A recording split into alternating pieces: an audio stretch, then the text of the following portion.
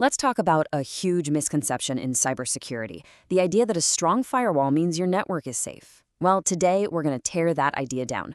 We're diving deep into zero trust, the security philosophy that starts with a pretty bold assumption. Assume you've already been breached. And we're going to use the foundational guide from NIST to break down the core principles that are literally rewriting the rules of the game. Here's what we're going to cover. First, we'll look at the fatal flaw in old school security. Then, we'll nail down what the zero trust philosophy is all about. From there, we'll unpack the 7 essential rules or tenets from NIST. And finally, we'll wrap up by explaining why this is a whole new strategy, not just another product you can buy off a shelf. So to really get why zero trust is such a game changer, you've got to understand what it's replacing. For decades, the entire world of network security was built around one single idea: a strong perimeter. People call this the castle and moat model. And the logic seems simple enough, right? You build high walls and a deep moat, your firewalls and other defenses, to keep the bad guys out. Once someone got through the front gate and was inside the castle, they were basically considered a friend. They were trusted. And right there, that's the fundamental flaw. That entire internal network becomes what we call an implicit trust zone. All an attacker has to do is get past that one single gate, that one firewall, and suddenly they're inside a trusted space where they can pretty much do whatever they want. So that leads to the one critical question that completely shattered this old model. Because, let's be real, with today's threats, phishing, stolen logins, you name it, attackers are getting inside. So what happens then? This is what happens. They move laterally. Once an attacker is in, they can just wander around the network, sniffing out sensitive data, grabbing more credentials, and nobody stops them. Why? Because the network has no reason to. Remember, once you're inside the castle walls, you're trusted. And this is exactly where zero trust enters the picture. It's a total paradigm shift. It's built for a world where we just can't assume our internal network is safe anymore. It basically flips that whole castle and moat model completely on its head. This is the official definition, straight from the source at NIST.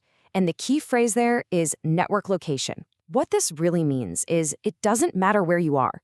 Connecting from the office Wi-Fi is no more trustworthy than connecting from a random coffee shop. Trust is never, ever assumed. It has to be proven every single time. The whole philosophy really boils down to this one simple, powerful mantra: never trust, always verify. It means you treat every single request for access, doesn't matter if it's a person, a device, an application, as if it's hostile until it is proven explicitly to be legitimate. Okay, so that's the philosophy, but how do you actually put it into practice? Well, NIST gives us a roadmap. They lay out 7 foundational rules or tenets that guide how you design a zero trust architecture. Let's walk through them one by one. NIST lays it all out with these 7 core tenets. We're going to break down exactly what each one of these means. First up, everything is a resource. This completely gets rid of the old way of thinking about trusted versus untrusted devices. It doesn't matter if it's a company server locked in a data center or your own personal phone checking work email. If it's touching company data, it's a resource and it has to be secured. Tenet 2 is simple but huge. All communication must be secured, period. We're talking end-to-end encryption for everything. The idea here is that the network itself is assumed to be hostile. So a connection from a laptop sitting right next to the server gets the exact same level of scrutiny as one coming from halfway across the world. Number 3 is all about being granular.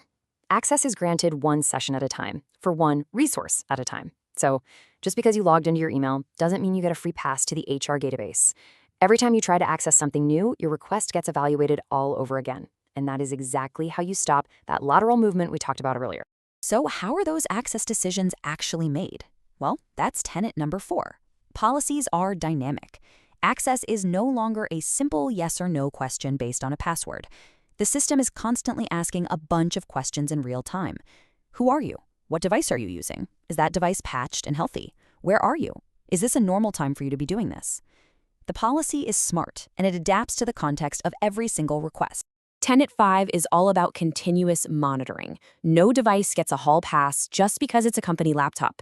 Before it's allowed to connect to anything, the system checks its health. Is it compromised? Are its patches up to date? If the device isn't in a healthy state, it doesn't get in. It really is that simple. Tenet 6 makes it clear that authentication isn't just a one-time thing you do when you log in. It's a continuous process. The system is constantly reevaluating trust throughout your entire session. So if something about your device's security changes midstream, your access can be cut off instantly. And finally, tenet number 7 brings it all together. The system is designed to be a learning machine. It collects tons of data about devices, network traffic, access requests, and it uses all that information to get smarter over time. This feedback loop makes the whole security system more adaptive and way better at spotting threats. Okay, so we've just walked through all 7 tenets. Now it's really important that we step back and look at what this all adds up to, because this is not about going out and buying a new, better firewall. Zero trust is a strategic mindset. It is a philosophy, a new way of thinking that guides how you design, build, and run your entire IT environment. It's a complete shift away from focusing on where you are to focusing on who you are and what you're trying to do. This is why you can't just turn on zero trust overnight. It's a journey. You can see it in this diagram here. It's a cycle. You assess, you develop policies, you deploy, and you improve. You start with your most critical systems and you expand from there, constantly getting better and refining your security. All right, let's wrap this all up. So what did we learn? First, the old castle and moat model is broken because it relies on this dangerous idea of implicit trust. Second, the core principle of zero trust is simple. Never trust, always verify. Third, the 7 NIST tenets give us the blueprint for how to actually build this. And maybe most importantly, remember that this is a strategic journey, not a product. At the end of the day, zero trust is just the rulebook for our modern reality. It's how you protect what's most valuable when you finally accept the fact that the network itself, inside or out, is just inherently untrustworthy. So, I'll leave you with a question to think about. Now that you know these principles, what is the single biggest area of implicit trust hiding in your own network or organization? Because finding that's the first step on the journey to zero trust. Thanks for watching.